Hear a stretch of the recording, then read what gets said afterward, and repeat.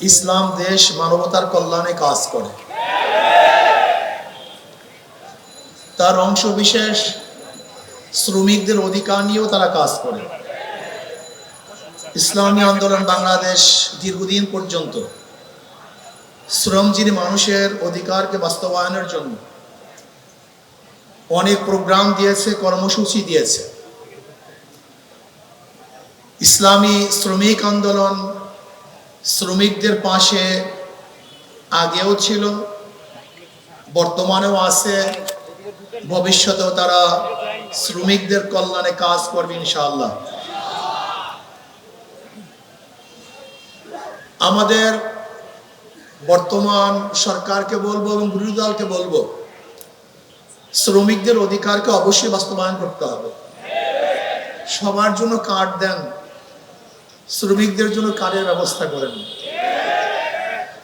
ইসলামী আন্দোলন বাংলাদেশ কি চায়? শ্রমিক এবং মালিকের মধ্যে সমন্বয়ে সুন্দর পরিবেশ সৃষ্টি করতে চায়। আমরা চাই শ্রমিকরা মালিকদেরকে শ্রম দিবে, আর মালিকরা শ্রমিকদের শ্রমের ন্যায্য অধিকার প্রদান করবে। কিন্তু আমরা কি দেখেছি? শ্রমিকদের রক্ত এবং ঘামের উপরে দাঁড়িয়ে অনেকে ইমারত করেছেন, আর শ্রমিকরা নিষ্পেষিত হয়েছে। এইটা আমরা চাই না। আমি চাই সরকার যেন শ্রমিকদের পূর্ণ অধিকার বাস্তবায়ন করেন। যাই হোক, অনেকদিন পরে আমরা রাজপথে এসেছি, নির্বাচনের পরে। অনেকের একটা প্রশ্ন যে ঐক্যের জন্য আহ্বান করেছেন আপনারা, প্ল্যাটফর্ম গড়েছেন আপনারা, আবার শেষ পর্যন্ত নাইও আপনারা। একটা প্রশ্ন আছে কি নেই? ইসলামী আন্দোলনের সম্মানিত আমির ইসলামের পক্ষে একটা বাক্সের জন্য আহ্বান করেছিল। স্টিয়ারিং এ পীর সাহেব চরমনাই ছিলেন। আমাদের শ্রদ্ধাভাজন আমির সেই জোটের স্টিয়ারিং এ ছিলেন। জোট চলতেছিল মদিনার দিকে। যখনই স্টিয়ারিং ছিনতাই করে আমেরিকার দিকে চলে গেছে, ইসলামী আন্দোলন সেখান থেকে সরে গেছে। তার মানে ইসলামী আন্দোলন বাংলাদেশ জোটে ছিল ইসলামের জন্য, বের হয়েছে ইসলামের জন্য। ইসলামী আন্দোলন বাংলাদেশ জনগণের সাথে ধোঁকাবাজি করতে পারে না, প্রতারণা করতে পারে না। ইসলামী আন্দোলন বাংলাদেশ গুপ্ত রাজনীতি করে না। ইসলামী আন্দোলন বাংলাদেশ যা মুখে বলে বাস্তবে তাই করে। আমরা সরওয়ার্দী উদ্যানে বক্তৃতা করেছিলাম, যদি মুনাফিকি না করেন তাহলে আগামীতে ইসলাম ক্ষমতায় যাবে। কিন্তু কাদের জন্য, কিসের জন্য আজকে ইসলাম ক্ষমতায় যায় নাই? হয়তোবা ভেবেছেন যে আমরা গুপ্তভাবে এড়িয়ে যাব, পালিয়ে যাব। না, বর্তমানে গুপ্ত থাকার কোন সে নাই, সম্ভাবনা নেই। সব স্পষ্ট হয়ে যাবে। ইসলামী আন্দোলন বাংলাদেশ ইসলামের জন্য রাজনীতি করে, ক্ষমতার জন্য নয়। ইসলামী আন্দোলন বাংলাদেশ ইসলামের জন্য ক্ষমতা ত্যাগ করতে পারে, কিন্তু ক্ষমতার জন্য ইসলাম ত্যাগ করতে পারে না। ইসলামী আন্দোলন বাংলাদেশ ইসলামের জন্য ক্ষমতা ত্যাগ করতে পারে, কিন্তু ক্ষমতার জন্য ইসলাম ত্যাগ করতে পারে না। আজকে আমরা পার্লামেন্ট কি দেখতেছি? আবারও কে রাজাকার না, এটা প্রমাণ করার জন্য সময় ব্যয় করা হচ্ছে। আবার কেউ রাজাকার না, মুক্তিযোদ্ধা হিসাবে, শিশু মুক্তিযোদ্ধা হিসাবে নিজেকে প্রমাণ করার চেষ্টা করছে। এগুলি হাস্যকর, এগুলি ঠিক নয়। আবার কেউ মুক্তিযোদ্ধার পরিবার হিসাবে নিজেকে পেশ করছেন। সত্য বললেই হয়, আপনার পরিবারের মধ্যে কে কে মুক্তিযোদ্ধা ছিল, তাহলে জাতি স্পষ্ট মেসেজ পাবে যে অমুক মুক্তিযোদ্ধা ছিল। আমার পরিবারের লোক মুক্তিযোদ্ধা, কে কে মুক্তিযোদ্ধা, কোথায় যুদ্ধ করেছেন, কোথায় শহীদ হয়েছেন বলে দেন, তাহলে অস্পষ্টতা থাকবে না। আপনারা আগরতলা ষড়যন্ত্র মামলার বিরুদ্ধে কথা বলবেন, আবার ৭১ স্বাধীনতার বিপক্ষে কথা বলবেন, এই দুইটা হয় না।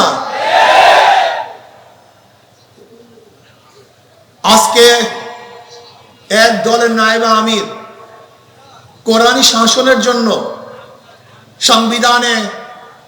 সংসদে বক্তব্য দিয়েছেন। আমি আশা করব শরিয়ার পক্ষে বা কোরআন ও সুন্নাহর পক্ষে যেন ওই দলের আমির বিল উত্থাপন করেন, সংসদে কথা বলেন, আলোচনা করেন, এবং কোরআন ও সুন্নাহর আইন পাশ না করলে তারা যেন সংসদ ত্যাগ করেন, ওয়াকআউট করেন। এইটা আমরা দেখতে চাই। এই ফাঁকিবাজি আমরা দেখতে চাই না। নায়েবে আমির থেকে কথা তুলবেন, আবার নিজেরা বলবেন প্রচলিত আইন আমরা দেশ চালাবো। আমরা দেখেছি বর্তমান সরকারি দলের কোন এক মন্ত্রী তিনি বক্তব্য দিয়েছেন, আপনি স্পষ্ট করেন যে প্রচলিত সংবিধানে দেশ চালাবেন, প্রচলিত সংবিধান চান না শরিয়া আইন চান, আপনি স্পষ্ট করুন।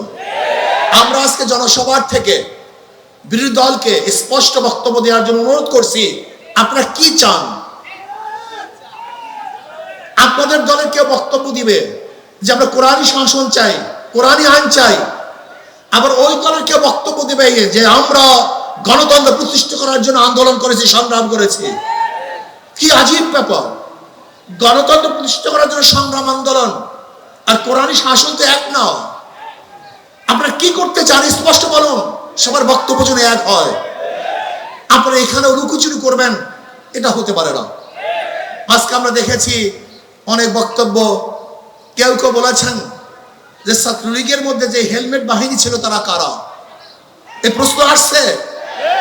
যদি কোনো একদিন কেউ বলে যে হেলমেট পরিহিত লোকগুলি অমুকে ছিল, আপনারা কি জবাব দিবেন?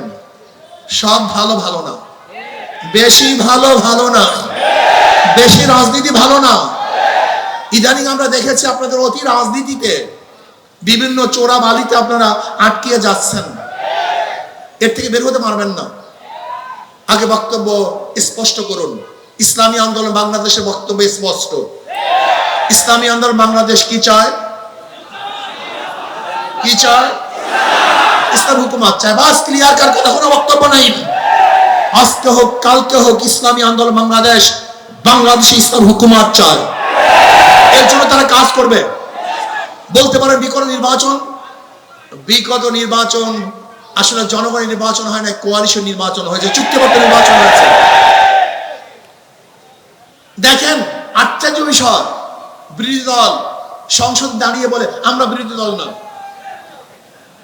আবার সরকারি দল তারা বলে না আপনারা বিরোধী দল, আপনারা বিরোধী দল না, এই বক্তব্য আপনাদের ঠিক না। আজীব ব্যাপার, মানে কি যে করবে দিশাই পায় না, না সরকারি দল না বিরোধী দল। কারণ চুক্তিবদ্ধ তো, কারণ সরকারি দলের সাথে বিরোধী দলের সাথে চুক্তি হয়েছে, আপনাদের এত সিট, আপনাদের এত সিট।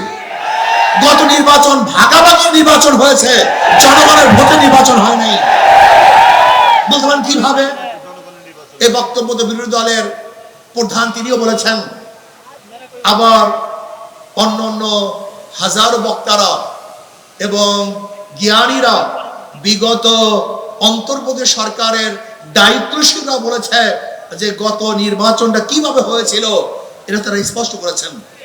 কিন্তু ইসলামী আন্দোলনের রেজাল্ট কি হয়েছে এটা দেখার বিষয় না, বরং আমি বলবো ইসলামী আন্দোলন বাংলাদেশকে ষড়যন্ত্র করে হারানো হয়েছে ইসলামের পক্ষে থাকার কারণে।